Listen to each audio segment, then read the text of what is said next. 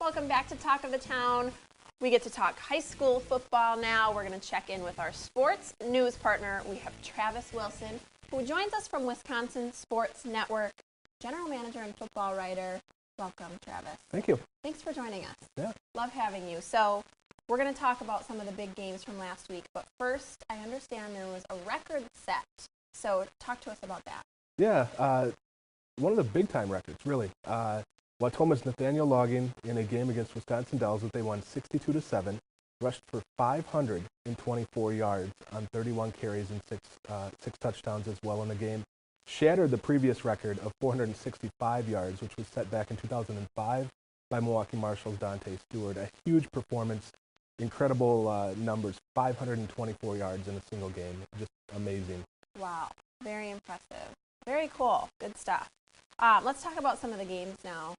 Janesville Craig really surprised some people with a win over Sun Prairie. So tell me a little bit about this. Are they a contender for the Big 8 title, do you think now? Well, they started 4-0 against the weaker part of their schedule. Then they lost the previous week to Madison La Follette, and we kind of wondered, maybe they were just a victim of their schedule in the second half. But that win over Sun Prairie is very impressive. You have to look at them as a contender at this point, I think. They have a pretty tough schedule left the rest of the way, including a Week 9 game against Middleton. But they've proven on the field that they're ready to compete with the best in the Big 8. Very good. Okay. Now let's talk about the Mount Horeb Barneveld. They lost to DeForest last week. So the stage is really set now for this game against Reedsburg coming up this week. What's on the line in that one? Well, on the line is really control of the Badger North Conference. Reedsburg is the only team that's undefeated in conference play as of right now. If they get a win over Mount Horeb Barneveld, they're almost guaranteed at least a share of the conference title. They would have a game against Wanakee left, and then a game in the last week of the season against Portage, who really has struggled this year. So, but if Mount Horeb Barneveld can get the win on the road at Reedsburg, then it really does put them back into the race. And we would have a pretty exciting last couple of weeks coming down the stretch with Wanakee, Mount Horeb Barneveld, and Reedsburg all right there in it. Okay, very interesting. Let's talk about Columbus for a second. So they were really doing well in the beginning of the season, and I understand they have now suffered 2 straight losses. So what do you see for them? Are they even in playoff contention at this point? They are, but they need to get it going. They started the year 4-0, but then they lost their first 2 conference games of the year. They have to win their last 3 games just to get into the playoffs. It's not going to be easy, but they're winnable games for sure. The toughest one is probably going to be, I think it's Week 9 against Lakeside Lutheran. But they've got to get it going and get it going quickly. They've lost to a couple very good teams, but one of those situations where they're in playoff mode already in the last 3 weeks of the season. Yeah, absolutely. Well, we'll have to check back with you and see how they're doing as the next couple games progress. And I know they're hoping for a few wins. So we did get a chance to catch up with you at the Beltline Bowl last week, which was great. You gave us a wonderful interview. You have a busy Friday night schedule.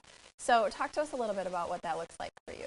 Well, every Friday night I pick a game here in the Madison area to go to and get to take that in and get out and see a lot of different teams, which is very cool.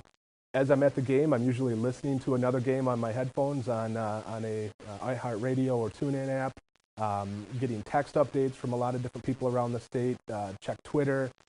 Just a busy night, but a fun night. Getting out to the games is, kind of the icing on the cake for what I do and really enjoy it. And then after the game, or actually kind of have to leave midway through the game, get back to the studio at Clear Channel. I host a Friday night post-game show on the Big 1070.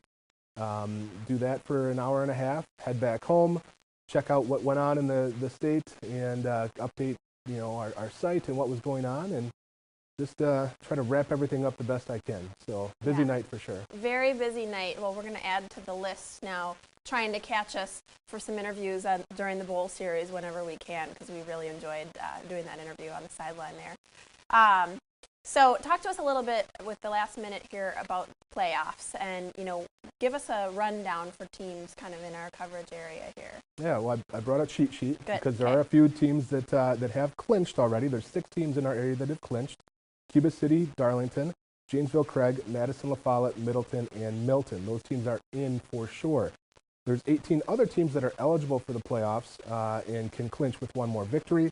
Belmont, Bigfoot, Blackhawk, Cambria, Friesland, Deerfield, DeForest, Ithaca, Kickapoo, Lafarge, Markesan, McFarland, Monona Grove, North Crawford, Oregon, Pecatonica, Argyle, Potosi, Reedsburg, Rio, and Williams Bay. And if anybody has any questions on where their favorite team is at, head to wisports.net. We've got a full list there. Wisports.net. You heard it from Travis right here. Thank you so much for joining us. You're welcome. Travis Wilson with Wisconsin Sports Network. All right, well, after the break, if you're someone who is indecisive about what to order on the menu when you go out to eat, you're going to want to check out this restaurant. There's one item on the menu, and they do it great. We'll tell you who after the break right here on Talk of the Town.